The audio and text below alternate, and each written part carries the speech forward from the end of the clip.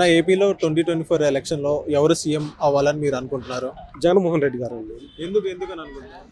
ఆయన పెట్టిన సంక్షేమ పథకాలే పేదవాడికి రీచ్ అయినాయి. అవి కడుపు నిండని వాడికి రీచ్ అయినాయి.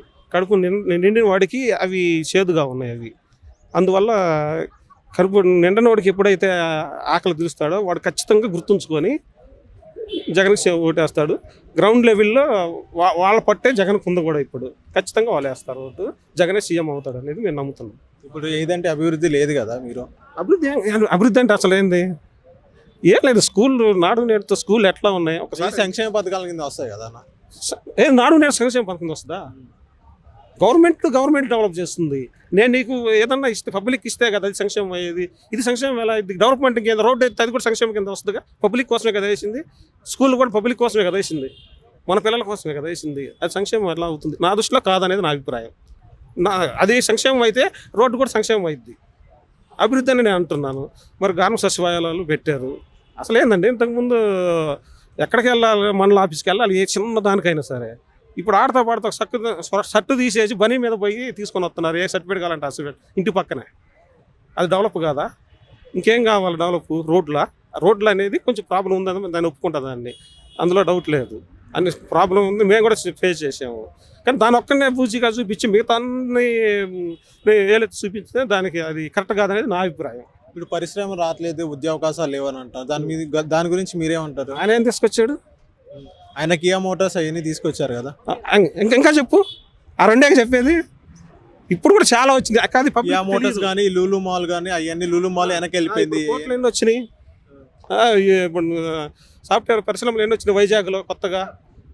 ఇవన్నీ ఏంటంటే మేము ఐడెంటిఫై చేసే వాళ్ళు తక్కువ ఉంటారు. వాళ్ళ పబ్లిసిటీ చేయడానికి మీడియా ఉంది, వాళ్ళ టీం కూడా ఉంటుంది. కాబట్టి జగన్ గారికి ఏంటంటే అంత పబ్లిసిటీ చేసుకోడు. దానివల్ల అది కోర్టులు ఎన్ని కడుతున్నాయి? ఇప్పుడు 4 కోర్టులు కడుతున్నారండి, అయిపోతున్నాయి. అవి ఎప్పటి నుంచో పెండింగ్. మరి ఇవి ప్రాజెక్టులు కూడా కడుతున్నాడు. మొన్నే ప్రకాశం జిల్లాలో ప్రాజెక్ట్ ఓపెన్ చేశాడు.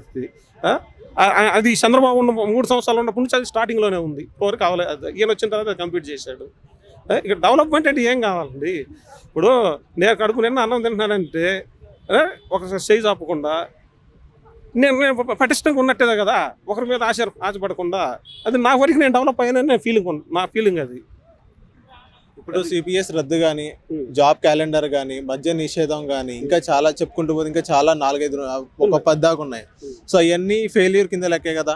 600 హామీల్లో ఏంటి 10 హామీలు నెరవేర్చినోడు గొప్పోడా? 100%లో 95% హామీలు నెరవేర్చి 5% నెరవేర్చినోడు గొప్పోడా?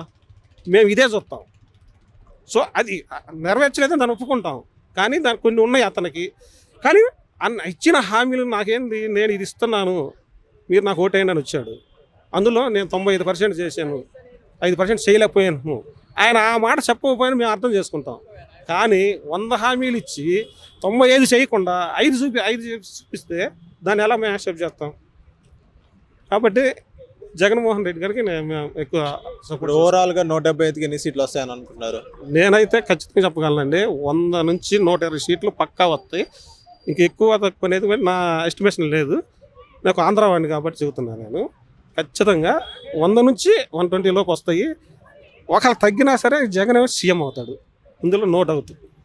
గ్రౌండ్ లెవెల్లో బాగా అవుతుంది. Thank you.